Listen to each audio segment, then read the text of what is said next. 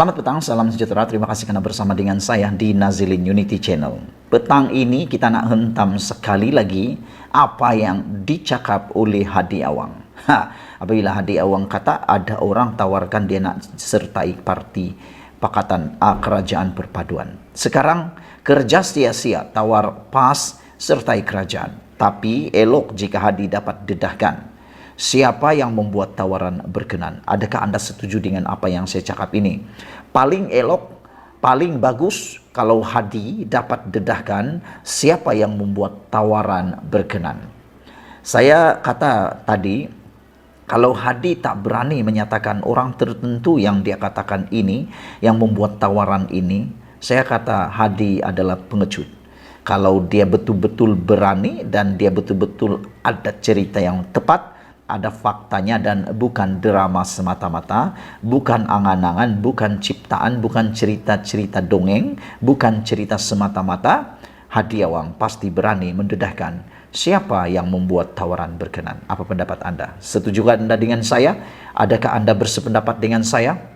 Semalam Presiden PAS Hadi Awang mendedahkan beliau telah dihubungi beberapa kali oleh orang tertentu yang menawarkan parti itu untuk menyertai kerajaan perpaduan.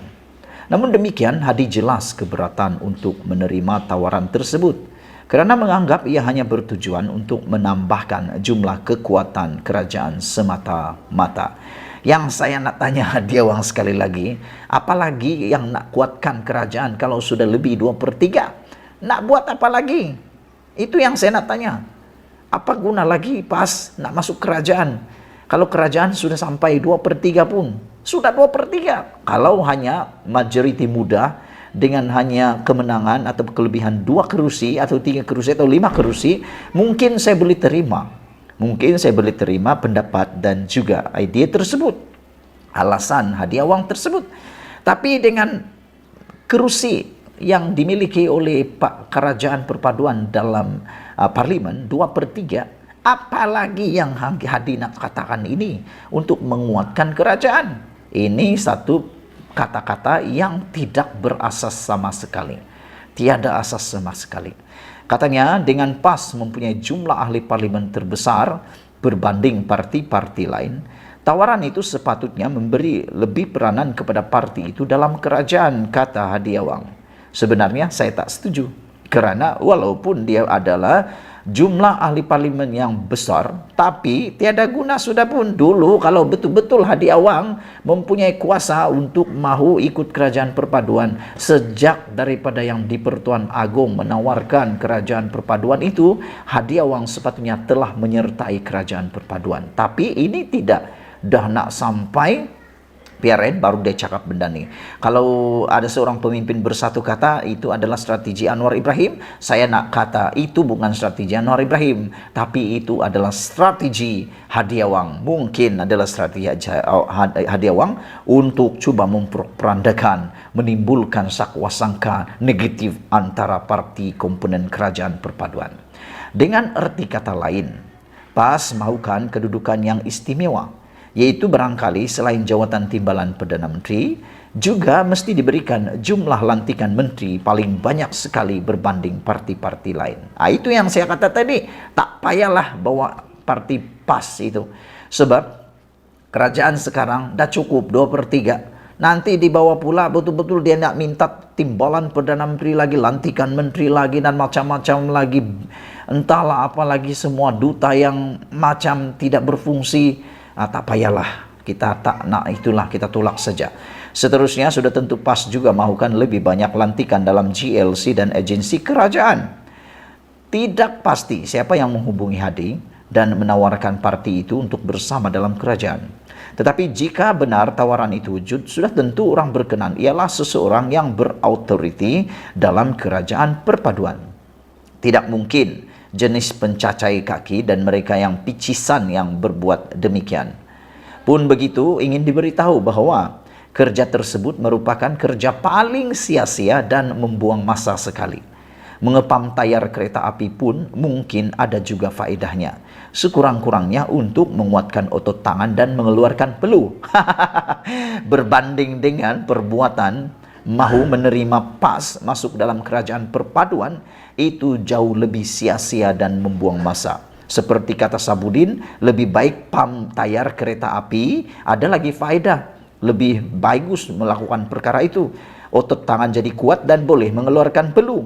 Tapi menerima PAS dalam kerajaan perpaduan itu adalah perbuatan yang paling sia-sia dan tidak membawa apa-apa faedah, seterusnya hanya membuang masa. Apa pendapat Anda dengan tulisan Sabudin ini? Adakah Anda juga setuju dengan kami bahwa tindakan menerima atau menawarkan PAS masuk kerajaan perpaduan kalau benar itu adalah tindakan sia-sia, tindakan yang membuang masa dan paling tak guna langsung. Kalau saya setuju. Bagaimana Anda? Bagus lagi kita PAM tayar kereta api, lagi bagus kan? Boleh kuat otot, boleh berpeluh dan sebagainya. Menerima PAS menyusahkan kerajaan perpaduan. Untuk apa membuat tawaran membawa masuk PAS ke dalam kerajaan? Sedangkan majoriti yang dimiliki kerajaan perpaduan sekarang sudah pun menjangkau kedudukan 2/3, yaitu 148 sokongan ahli-ahli parlimen. Apa nilai tambah yang ada pada PAS berbanding parti-parti yang sedia ada dalam kerajaan perpaduan? Harus disedari, PAS sejak dipimpin oleh Hadi adalah parti yang berbeza berbanding ketika parti itu dipimpin Fadzil Nur atau Yusuf Rawa.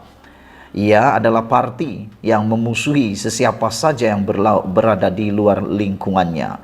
Selain memupuk budaya walaun yang sangat menebal dan suka bermusuh dengan bukan Islam. Dalam arti kata mudah, PAS bukan saja tidak sesuai dengan jiwa orang Islam yang sederhana, bahkan berbahaya dalam kehidupan masyarakat majmuk seperti Malaysia. Sebab itu, selain Presiden UMNO Ahmad Zaid Hamidi menemplak Hadi agar jangan perasan untuk berada dalam kerajaan perpaduan, juga tidak difahami jika benar wujud tawaran dibuat kepada Presiden PAS itu. Ternyata yang membuat tawaran itu tiada keyakinan diri, berjiwa kacau dan mungkin dalam hatinya sendiri terpaut ketaksuban melampau kepada Hadi sejak dulu lagi.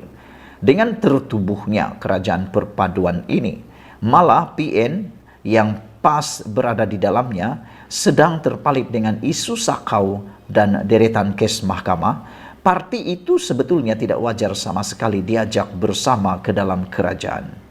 Membawa PAS ke dalam kerajaan perpaduan malah tidak mustahil akan menyebabkan UMNO, DAP, GPS dan GRS dan lain-lain parti mengambil tindakan keluar meninggalkan kerajaan. Akhirnya, jenis kerajaan apa yang terbentuk di negara ini? Yang sepatutnya dilakukan, PH bersama semua parti yang membentuk kerajaan sekarang ini harus memulakan gerakan yang agresif serta tersusun untuk memperjelaskan pada rakyat bahayanya PAS dan kewajaran parti itu ditolak sama sekali bermula dengan 6 PR yang akan datang ini. Mereka menang hampir mutlak di Kelantan sejak lebih 30 tahun lalu, tapi masalah air bersih pun tak mampu untuk menyelesaikannya. Kemudian mereka yang menguruskan syarikat air itu tak malu-malu pula menerima sagu hati RM10.000 di ketika rakyat masih dibekalkan dengan air berwarna keruh setiap hari. Apa kewajaran duit sagu hati itu diberi dan ide apa yang mereka telah sumbangkan selama ini bagi memperbaiki mutu air bersih untuk rakyat? Dalam hal ini, di samping hasrat, PAS meminta kelebihan jika ingin mereka menyertai kerajaan adalah sesuatu yang tidak harus dilayan berdasarkan rekod ketidakmampuan mentadbir parti itu selama ini. Terlebih awal daripada itu, siapa yang membuat tawaran mengajak PAS itu juga tidak harus didengari cakapnya, kerana mungkin beliau adalah spesies yang mudah terpedaya dengan silaunya sinar kaca berbanding keturunan asli cahaya mutiara. Maka elok benar jika Hadi dapat mendedahkan siapakah orang yang membuat tawaran kepada beliau itu agar kita sama-sama dapat membelasah orang yang berkenan. Sekian dulu untuk kali ini. Jangan lupa tinggalkan komen Anda. Sila tekan butang subscribe Malaysia Kita Punya. Kita jaga sama-sama cintai Malaysiaku. Bye-bye.